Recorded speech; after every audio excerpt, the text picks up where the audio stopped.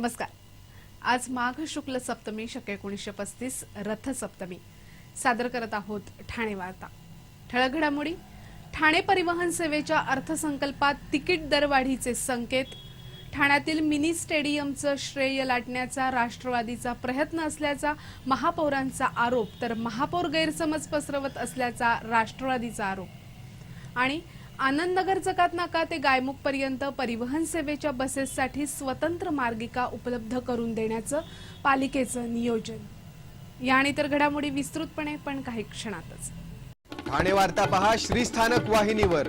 आता सकाळी 9:15 पासून रात्री 9:15 पर्यंत ठाणे वार्ता, ठाण्यातील पहिलं दृकश्राव्य माध्यम।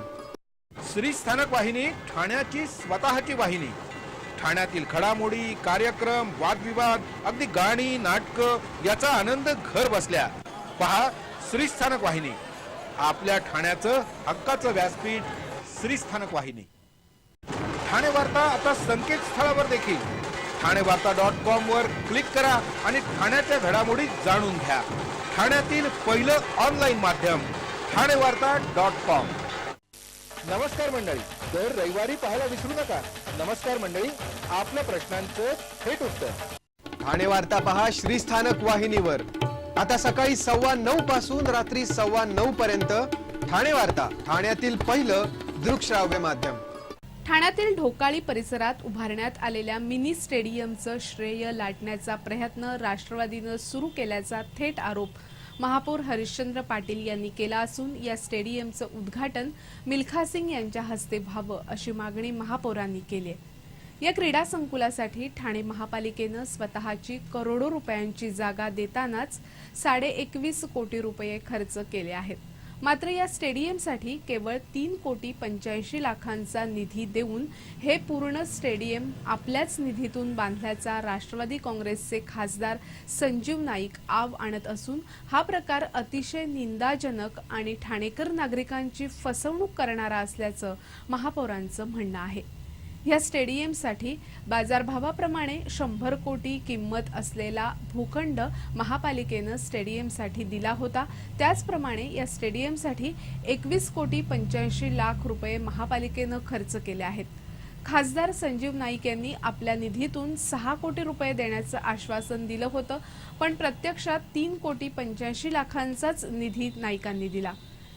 या स्टेडियमचं काम पूर्ण झाल्यानंतर राष्ट्रवादी काँग्रेसनं स्टेडियमचा उद्घाटन सोहळा आयोजित केला आणि सर्वत्र फलकबाजी सुरू केली।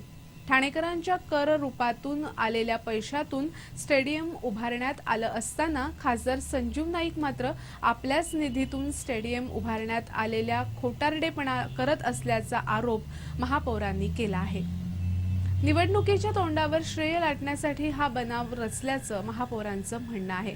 या स्टेडियमचं उद्घाटन शरद पवार यांच्यासह उद्धव ठाकरे यांच्या उपस्थितीत मिल्खा सिंग यांच्या हस्ते व्हावं अशी मागणी महापौर हरिश्चंद्र पाटील यांनी केली आहे।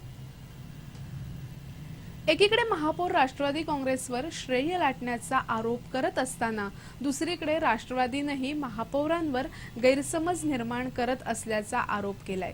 एका पत्रकार परिषदेत विरोधी पक्षनेते हनुमंत जगदाळे आणि राष्ट्रवादी काँग्रेसचे गटनेते संजय भोईर यांनी हा आरोप केलाय। ठाणे महापालिकेच्या सहकार्यानं उभारलेल्या इनडोअर स्टेडियमचं काम पूर्ण झाल्यानंतर स्टेडियमचं उद्घाटन करण्यासाठी स्थानिक नगरसेवक संजय भोईर यांनी महापौरांशी चर्चा केली होती आणि महापौरांच्या स्वाक्षरीनंच राष्ट्रवादी काँग्रेसचे राष्ट्रीय अध्यक्ष शरद पवार, मुख्यमंत्री पृथ्वीराज चव्हाण तसंच अन्य मान्यवरांना उद्घाटनासाठी निमंत्रित करण्यात आलं होतं। पण आता महापौर शिवसेनेचे पक्षप्रमुख उद्धव ठाकरे यांना निमंत्रित न केल्याबद्दल श्रेय लाटल्याचे आरोप करत आहेत।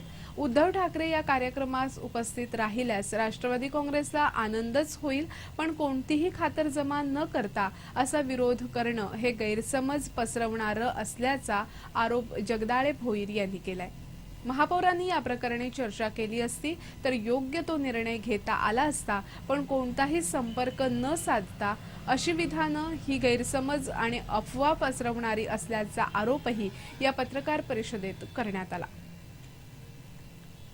पुण्यातील बीआरटीच्या धर्तीवर ठाणे महापालिका ही आनंदनगर ते गायमुख पर्यंत परिवहन सेवेच्या बसेससाठी स्वतंत्र मार्गिका निर्माण करण्याचा प्रयत्न करते. बेस्ट आणि नवी मुंबई महापालिकेच्या परिवहन सेवेला ठाण्यात प्रवेशबंदी केल्याच्या विरोधात शिवसेनेचे आमदार प्रताप सरनाईक यांनी महापालिकेच्या नगर अभियंत्यांना घेराव घातला होता.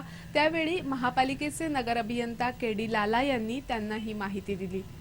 ठाणे महापालिकेकडे 313 बसेस असून त्यातील 200 ते 210 बसेस प्रत्यक्ष रस्त्यावर धावतात. भाडेतत्वावरील 25 बसेसपैकी 12 ते 15 बसेस प्रवाशांना सेवा पुरवतात. मात्र ठाण्याच्या लोकसंख्येला या बसेस अपुऱ्या पडतात. ठाणे शहरामध्ये नवी मुंबई, वसई विरार, कल्याण डोंबिवली, मीरा भाईंदर अशा विविध महापालिकांच्या परिवहन सेवेच्या बसेसही सेवा देत आहेत. त्याला ठाणेकरांचाही चांगला प्रतिसाद मिळतोय. मात्र यामुळे परिवहन सेवेच्या उत्पन्नावर परिणाम होतो, म्हणून या बसेसना शहराच्या हद्दीपर्यंतच प्रवेश देण्याचा निर्णय झाल्याचं सांगितलं जात होतं. या बाहेरच्या बसेस पालिकेच्या जकात नाक्यांच्या जागेवर आगार बांधून तिथूनच बाहेर पाठवण्याची योजना होती. म्हणजे शहरामध्ये त्याचा परिणाम परिवहन सेवेच्या उत्पन्नावर होणार नाही. पण याला आमदार प्रताप सरनाईक यांनी विरोध दर्शवल्यावर अशी काही योजना नसल्याचा खुलासा केडी लाला यांनी केला आणि ठाण्यातील आनंदनगर पासून ओवळा गायमुख पर्यंतच्या पूर्व द्रुतगती महामार्गावर दुतर्फा परिवहन सेवेच्या बसेस करता स्वतंत्र मार्गिका उपलब्ध करून बस सेवा पुरवण्याचं पालिकेचं नियोजन असल्याचं केडी लाला यांनी यावेळी स्पष्ट केलं. त्यामुळे ही योजना प्रत्यक्षात साकार झाल्यास भविष्यात पुण्यातील बीआरटी सारखीच स्वतंत्र मार्गिका परिवहन सेवेला उपलब्ध होऊ शकेल. ठाणे वाहतूक शाखेतर्फे अपघात रोखण्यासाठी प्राचार्य, पालक आणि बस चालकांच्या एका कार्यशाळेचं आयोजन करण्यात आलंय. लोढा वर्ल्ड स्कूलमध्ये येत्या शनिवारी सकाळी 9 ते 1 या वेळेत ही कार्यशाळा आयोजित करण्यात आली आहे. शालेय विद्यार्थ्यांचे अपघात होऊ नये याकरता वाहतूक शाखेकडून नवनवीन उपक्रम राबवण्यात येत आहेत. कापूरबावडी वाहतूक शाखेकडून आयोजित करण्यात आलेल्या या कार्यशाळेत वाहतूक तज्ज्ञ, वाहतूक शाखा आणि प्रादेशिक परिवहन विभागाचे वरिष्ठ अधिकारी अपघात कमी करण्यासाठी मार्गदर्शन करणार आहेत. शालेय विद्यार्थ्यांची वाहतूक करणाऱ्या बसची व्यवस्था कशी असावी, त्यामध्ये कोणकोणत्या सोयी आवश्यक आहेत, तसंच आपत्कालीन परिस्थितीत काय उपाययोजना करता येऊ शकते, बसमधील शालेय विद्यार्थ्यांची मानसिकता कशी आहे, बस चालकाची काय कर्तव्ये आहेत, अशा विविध बाबींवर सखोल चर्चा आणि मार्गदर्शन केलं जाणार आहे. सर्व शालेय विद्यार्थ्यांची वाहतूक करणारे वाहन चालक, सहाय्यक आणि बस मालकांनी या कार्यशाळेत सहभागी व्हावं असं आवाहन वाहतूक शाखेच्या उपायुक्तांनी केलंय. ठाणे वार्ता पहा श्रीस्थानक वाहिनीवर. आता सकाळी 9:15 पासून रात्री 9:15 पर्यंत ठाणे वार्ता, ठाण्यातील पहिलं दृकश्राव्य माध्यम. आपला परिसर स्वच्छ आणि सुंदर ठेवण्यासाठी ठाणे महापालिकेत सहकार्य करा. ओला सुका कचरा वेगवेगळा जमा करा आणि रोगराईपासून मुक्तता मिळवा. श्रीस्थानक वाहिनी ठाण्याची स्वतःची वाहिनी. ठाण्यातील घडामोडी, कार्यक्रम, वादविवाद, अगदी गाणी, नाटकं याचा आनंद घर बसल्या. पहा श्रीस्थानक वाहिनी, आपल्या ठाण्याचं हक्काचं व्यासपीठ. श्रीस्थानक वाहिनी. ठाणे वार्ता आता संकेतस्थळावर देखील ठाणेवार्ता.com वर क्लिक करा आणि ठाण्याच्या घडामोडी जाणून घ्या. ठाण्यातील पहिलं ऑनलाईन माध्यम ठाणेवार्ता.com. डॉक्टर आणि रुग्णांचं पिढ्यानपिढ्यांचं जिव्हाळ्याचं नातं म्हणजेच डॉक्टर बेडेकर हॉस्पिटल. आता अत्याधुनिक सोयी सुविधा आणि तंत्रज्ञानयुक्त वंध्यत्व निवारण केंद्रात IVF आणि टेस्ट ट्यूब बेबीचीही सुविधा. डॉक्टर बेडेकर हॉस्पिटल, महर्षी कर्वेपथ, ठाणे. 65 वर्षांची निरंतर सेवा. ठाणे वार्ता पहा श्रीस्थानक वाहिनीवर. आता सकाळी 9:15 पासून रात्री 9:15 पर्यंत ठाणे वार्ता, ठाण्यातील पहिलं दृकश्राव्य माध्यम. कल्याण डोंबिवली महापालिकेतील वरिष्ठ अधिकाऱ्याला 3 लाख रुपयांची लाच घेताना पकडलं असतानाच ठाणे महापालिकेतील अधिकाऱ्यांच्या गैरव्यवहाराबाबत दिरंगाई होत असल्याचं उघड झालंय. ठाणे महापालिकेतील 30 अधिकाऱ्यांवर भ्रष्टाचार गैरव्यवहाराप्रकरणी चौकशी करण्यात आली. मात्र या चौकशीमध्ये फारसं काही निष्पन्न झालं नाही. सोडियम वेपर भ्रष्टाचार, अपहार, गैरव्यवहार, टँकर पाणी पुरवठा, रस्ते सफाई, बिलांचा अपहार अशा अनेक प्रकरणात जवळपास 30 अधिकाऱ्यांवर चौकशी सुरू होती। यापैकी 12 अधिकारी दरम्यानच्या काळात निवृत्तही झाले।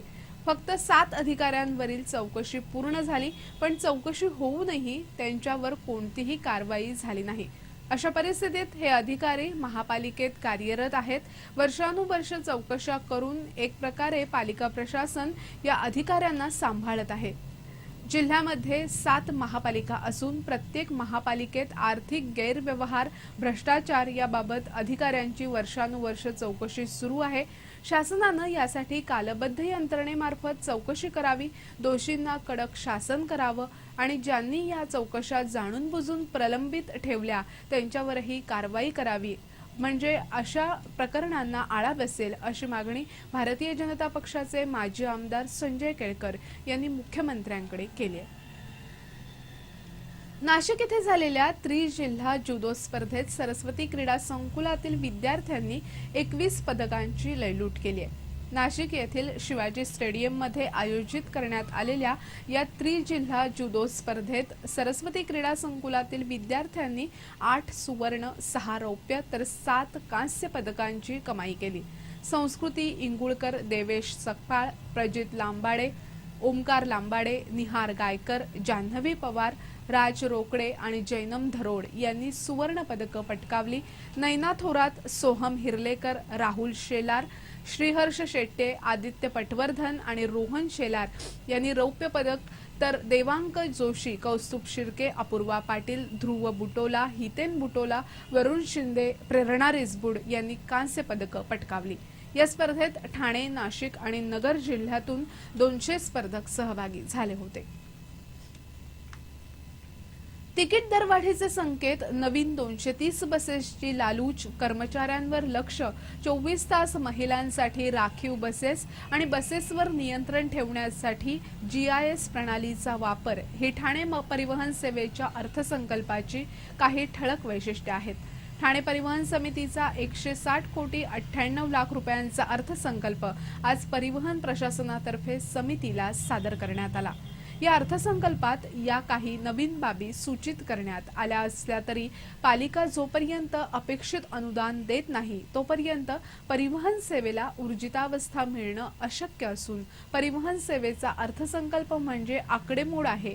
230 बसेस आल्यावर उत्पन्न वाढेल अशी अपेक्षा व्यक्त करण्यात आली असली तरीही निव्वळ धूळफेक असल्याचं दिसत असून मुळातच परिवहन सेवा स्वावलंबी व्हावी यासाठी कोणतीही योजना या अर्थसंकल्पातून मांडण्यात आलेली नाही। नवीन येणाऱ्या 230 बसेस या कंत्राटी स्वरूपात चालवण्याची सूचना प्रशासनानं केली आहे। या बसेसवर चालक, डिझेल आणि दुरुस्तीचा खर्च कंत्राटदाराचा प्रस्तावित करण्यात आला असून वाहक मात्र परिवहन सेवेचा असणार आहे। या बसेसच्या दुरुस्तीसाठी परिवहन सेवेचीच आगारं उपलब्ध करून दिली जाणार आहेत। डिझेल, CNGचे वाढणारे दर आणि परिवहन सेवेला दरमहा होणारा 50 लाखांचा तोटा तसंच इतर अनुषंगिक बाबींवर वाढलेला खर्च पाहता प्रशासनानं दरवाढीचे संकेत दिले आहेत। 2014-2015च्या अर्थसंकल्पात महापालिकेकडे 51 कोटींची मागणी करण्यात आली आहे। विशेष म्हणजे परिवहन कर्मचाऱ्यांची थकबाकी 75 कोटींच्या घरात गेली असून यासाठी 5 कोटी रुपये पालिकेकडे मागण्यात आले आहेत। घोडबंदर इथे नवीन 2 आगार प्रस्तावित करण्यात आले आहेत। नवीन येणाऱ्या बसेस या बहुतांशपणे शहराबाहेर उपलब्ध करून दिल्या जाणार आहेत। नवीन बसेस व्यतिरिक्त 100 बसेस कंत्राटी स्वरूपात घेण्याचंही प्रस्तावित करण्यात आलंय। महिलांसाठी 10% बसेस खास 24 तास राखीव ठेवण्याचा प्रस्ताव आहे। बसेसची उत्पादन क्षमता वाढवण्यासाठी बसेसवर GIS प्रणाली बसवली जाणार असून केंद्र शासनानं यासाठी खास निधी मंजूर केलाय। गेली कित्येक वर्ष धूळ खात पडलेला तिकिटाचा प्रस्ताव पुन्हा सादर करण्यात आलाय। आगारातील कर्मचाऱ्यांवरही क्लोज सर्किट कॅमेऱ्याद्वारे लक्ष ठेवलं जाणार आहे। एकूणच परिवहन सेवेच्या अर्थसंकल्पात विशेष असं काहीच नसल्याचं दिसतंय।